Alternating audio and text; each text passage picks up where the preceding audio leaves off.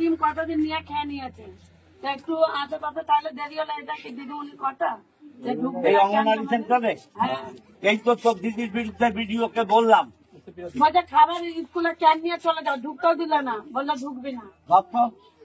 Hello, বসে গেছে, সব বাচ্চারা 11টার মধ্যে ঢুকে যায়। আমার ডিউটি টাইম 11টা বাজতে 10, তার মধ্যে আমি বাচ্চাদের বসাই, মায়েদেরকে বলে দিই 11টা 10-এ গেছে। সেই দিনকে ওকে বলা হয়েছে যে তুমি পরের দিন এসো, 11টা বাজে গেলে খাবারের একটা হিসেব থাকে, তো খাবারটা হিসেব হয়ে গেছে, সেইটা ওকে বলা হয়েছে বলে আমি বাচ্চা কি খায়, কতটুকু খায়, যেটুকুনি খাক। একজনকে যদি স্যার সাপোর্ট করি তাহলে সবাই পরের দিন থেকে 11টা 10-এই আসবে। একজন বলে দিল যে ওকে যদি আগে সাপোর্ট করেন কালকে আমাকে করবেন, কালকে আরেকজনকে করবেন, কালকে অমুকজন করবেন, তাহলে আমি প্রতিদিন যদি সেন্টারে 11টা 10-এ বাচ্চা একদিন একদিন করে চেঞ্জ করি। আপনি তো আজকে নিজেই রেডিওকে বলেছি আপনি অ্যাবসেন্ট, আপনি আপনি আপনি আপনি আজকে অ্যাবসেন্ট হয়ে যান, আপনি আজকে অ্যাবসেন্ট হন। আপনি যখন আসেননি আপনি যাবেন না স্কুলে, আজকে প্রেজেন্ট হবেন না। আজকে মেয়েরা 10টার সময় গিয়ে ঘুরে চলে এসছে, দুজন ঘুরে এসছে, দেখে আপনি বলুন, এক বিচার হলে এক বিচারই হবে, আমাকে অন্য বিচার করছে, অন্যদিকে অন্য বিচার করছে, বলুন। আমি মিথ্যা বলছি, আপনারাই বলুন। ওইদিকে দিদিমণি একদিন একজনের ক্যান নিয়ে যাচ্ছে, আমার মেয়ে কোনোদিন করে না। সেন্টার খোলা হয়েছে, নিয়ে যাওয়া 3 বছরের বাচ্চা নিয়ে যাওয়া হয়, একদিন আর দিন বাচ্চারা দেরি করে গেলে সেটাও কম্প্রোমাইজ করতে হয়। তাহলে আপনি এসে বাচ্চাটাকে কোলে করে নিয়ে যাবেন, আপনার বিরুদ্ধে অ্যাকশন নিতে বাধ্য হবো। কিন্তু আমি ওইসব হেল্পার জানি না, মানুষের কথাই জানি। ও তো বলছে 10টায় যে ফিরে এসছে, আপনার শত্রু নাকি এরা? একটা বাচ্চা, গরিব বাচ্চা, সে স্কুলে যায়নি, আপনার উপর রাগ করে, আপনার দায়িত্ব ছিল না এসে নিয়ে যাওয়া? তাইকে নেননি কেন?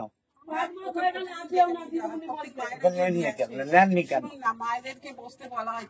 আমি হাত জোর করে বললাম আপনাকে, মানুষের কোনো কমপ্লেন রাখবেন না, আর 10টায় খুলবেন, 10টায় খুলবেন। কোনো বাচ্চা একটু দেরি করলে শাসন করবেন, বাচ্চাকে রেখে দেবেন, তাকে বকবেন, বাট রেখে দেবেন, তাড়িয়ে দেবেন না। না খিটখিট করবে না, কালকে তোকে পাঠাবি, খিটখিট করলে আমাকে ফোন করবি, তুই পাঠাবি, খিটখিট করলে আমাকে ফোন করবি। চলো, কথা অমান্য করবে না। মুখার্জি আপনার নামে কমপ্লেন করছে। মুখার্জি যে ও এখানকার একটু মেয়ে, ও এখানকার বউ না, আমাদের অস্থায়ী কর্মী, মানে মেয়েদের নেওয়া, মানে তার অনেক লিখিত থাকে, সে লিখিত করেই ওকে নেওয়া হয়েছিল। কিন্তু ও একদিন এলো 10টা, এই 11টা 10-এ, এখানে একটা বাচ্চাকে যদি 11টা 10-এ অ্যালাউ করি, তাহলে প্রতিটা বাচ্চাই তো পরের দিনকে বলবে 11টা 10-এ আসবে। আমার কাছে 25টা 26টা বাচ্চা হয়, বড় বাচ্চা ছোট বাচ্চা মিলিয়ে এবং মা মিলিয়ে 30টা হয়ে যায়। কজন দিদিমণি আছে? আমি একা দিদিমণি, একটা হেল্পার, ওই হেল্পার রান্না দিদিমণি। কিন্তু আমি একজনকে যদি 11টা 10-এ অ্যালাউ করি, পরের দিন থেকে সবাই আমাকে একই কথা বলে যে 11টা 10-এ ওকে যখন অ্যালাউ করেছে আমাদেরকেও করতে হবে। তাহলে আমি একটা বাচ্চাকে যদি অ্যালাউ করি, তাহলে প্রতিটা বাচ্চারা আমার কাছে সমান। পরের দিন যদি আরেকদিনে, তাহলে আমার প্রতিদিনের রান্না ওইভাবে বসাতে হবে। তাই কাঁচা ডিমটা তখনই যায় যখন একটা বাচ্চা পরে আসছে, তখন নিশ্চয়ই আমাদের হিসেবের রান্নাটা হয়ে যায়, বসে যায়। সেই হিসেবে তখন একদিন একটা হয়তো কালকে কাঁচা ডিম দেওয়া হয়েছিল, কিন্তু আমরা কাঁচা ডিম প্রতিদিন দিই না। বললো যে আপনি নাকি দেরি করে আসছেন। হেল্পার এসে খোলেনি, এটাই বললো। আমার আজকে ভোটের কাজ করতে গিয়ে দুজন দাঁড় করিয়েছিল, রেশন কার্ড আর ভোটের কাজের জন্য কথা বলতে গিয়ে আমার একটু দেরি হয়েছে, পাটা এমনি, তার সঙ্গে আমার চোট পেয়েছে, দুদিন একটু ডাক্তার দেখানোর কথা। আজকে আমি ছুটিতেই থাকতাম, কিন্তু আমি বলিনি সুপারভাইজারকে, তাই আমি ছুটি নিতে পারি না। প্রায় বলছে যে দেরি হয় নাকি? না, আমার প্রায় দেরি হয় না। এই ভোটের ডিউটিটা পড়েছে 12 তারিখ থেকে 12ই নভেম্বর থেকে 12ই ডিসেম্বর অব্দি। এর জন্য একটু সবাই, আমি হেঁটে আসি, আমি মানে রাস্তায় গাড়ি করে বা বাইকে আসি না, সেই জন্য আমার একটু অসুবিধা হয়ে গেছে। তাই একটু পার্বতী মুখার্জি অভিযোগ করছেন আপনার ব্যবহার ঠিক না, খিটখিট করেন, কি বলবেন? ও তো আমার হেল্পার আছে, জিজ্ঞেস করুন। বিধায়ক এলেন, আপনাকেও বললেন, ওনাদেরকেও কালকে থেকে স্কুলে ধরেই চিন্তা করেছিল বলবে, আচ্ছা, কিন্তু ওই একটা দিনে ওনাকে বলা হয়েছিল, সেই দিনটা থেকেই, তারপরের দিন থেকেই বলেছে আমি এলে এমএলএ এলে বা সদস্য বা প্রধান এলে আমি বলবো। সেই জন্য ও ঠিকঠাক করেছিল অনেকদিন ধরেই আমাদের নামে বলতো। আপনাকে বিধায়ক ধমক দিলেন?